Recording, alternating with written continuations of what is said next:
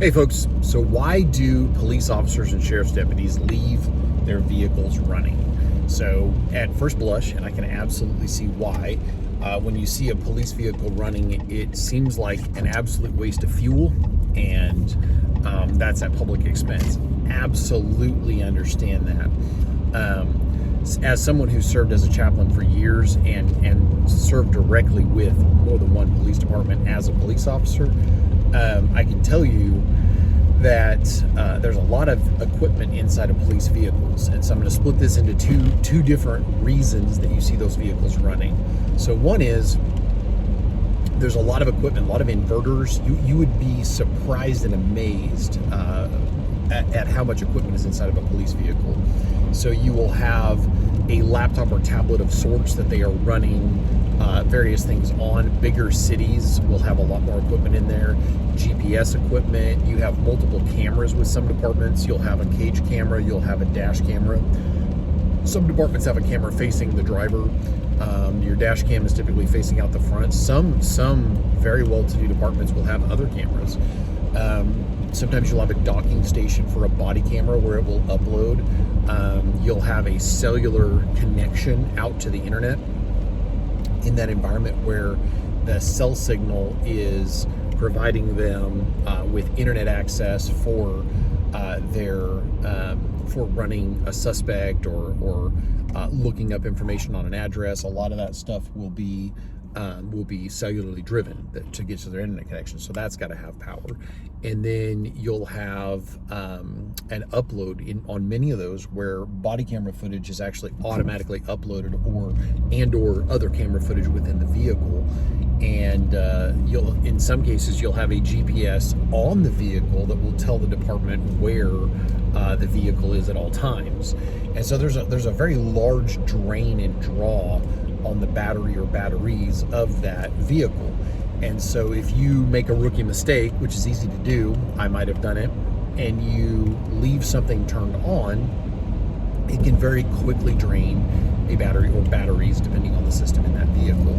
So that's one aspect of it. Another one is if you, and it's the opposite side of the same coin, if you come outside from that restaurant or whatever, you've run into a store to pick up an item, and you come out and you shut your vehicle off and it doesn't start, if you're now out of action. You are not able to respond to calls. And I have literally been with officers that have shut a vehicle off not knowing there was anything wrong with it. And the police vehicles are they're not only high miles, they're high idle time.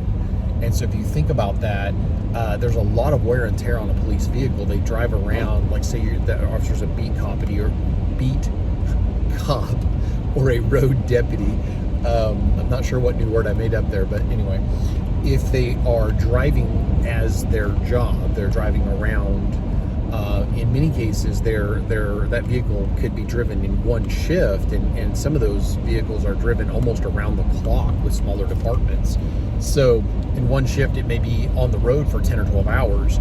And so they age very, very quickly. There's a lot of wear and tear on the alternator, the battery, etc. But because of things like that, and then running code, you're pushing a lot of power when you're running lights and sirens and various things like that, rushing because you've got to secure the scene where an elderly woman fell and has a broken hip, or you're responding to a domestic where a weapon has been pulled. And so that's absolutely a thing. So you don't want to come out to your squad vehicle and have to radio back that you cannot respond to this call where someone's life is in danger. And then there's another thing that a lot of people don't realize, and that is canine vehicles. So if you see a canine on the side of a vehicle, that symbol means that there is a police canine, a dog that has a box, a kennel inside of that vehicle, and that vehicle belongs to a canine officer or handler. And so canines are very, very expensive investments for departments. And so whether the dog is apprehension trained, or the dog is trained to track, or the dog is trained to detect narcotics and similar, that's a large investment, and there's a moral obligation to keep this dog in good shape. The handler and the police canine develop a very close relationship. I have been very, very good friends and chaplained several canine handlers over the years, and the relationship that they share, the bond that they share, is very, very deep. And if that dog is injured or killed in the line of duty or just in general, it's very traumatic for their handler.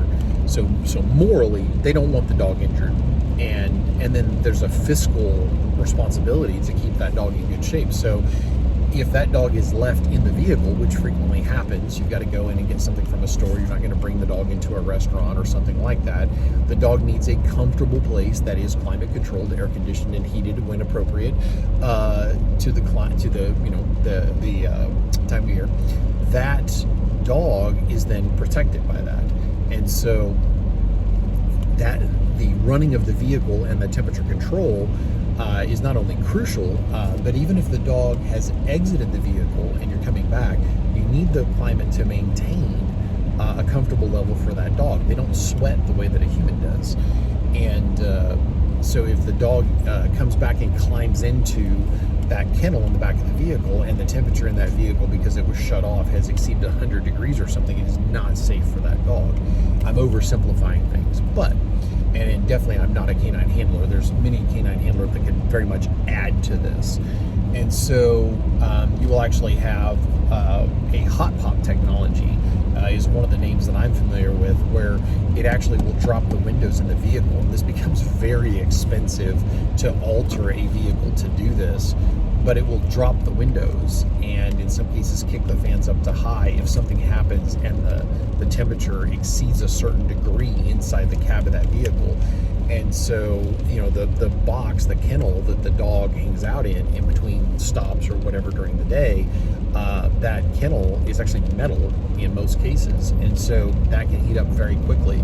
So you will see, even if you see 5 or 10 law enforcement vehicles are in a parking lot, maybe they're somewhere for a class, or they've been fortunate enough that they can have enough downtime to actually go to lunch together, which is nice. Maybe you've got 5 or 6 departments that they've gone to a training together and they've headed out to lunch.